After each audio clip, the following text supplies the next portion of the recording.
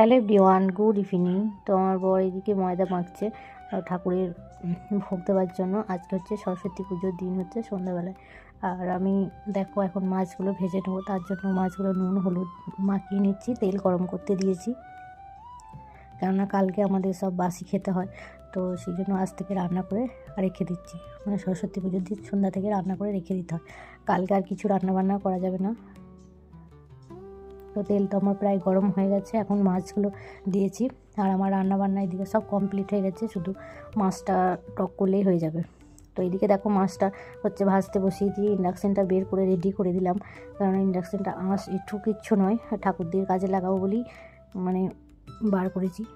আর এমনি টুকটাক জল গরম হয়। আর এদিকে দেখো লুচি বেলছিল, তো লুচি বেলা প্রায় কমপ্লিট হয়ে গেছে। আমি এদিকে মূলোগুলো কেটে নিলাম, চুনো মাছের টক করব, মূলো দিয়ে মাছ দিয়ে টক। দেখো এখন সমস্ত লুচিগুলো ভাজা হয়ে যাচ্ছে। তো লুচি ভাজা কমপ্লিট হয়ে গেলেই সরস্বতী ভোগ দিতে আরম্ভ করবে। তো ওই দিকটা তো ঠাকুরের দিকটা ওই সামলাচ্ছে, লুচি ভাজা বেলা সমস্তটাই নিজের হাতে একা করেছে। আর আমি একটু হেল্প করতে পারিনি, কেন যেহেতু আমার রান্না বান্না ছিল, অনেক রকমেরই রান্না করতে হয়েছিল। তো সেই জন্য আমি রান্নার দিকটা ছিলাম, ওই ঠাকুরের দিকটা ছিল। তো এখন দেখো ভোগ দিতে শুরু করেছে। তো চলো টাটা।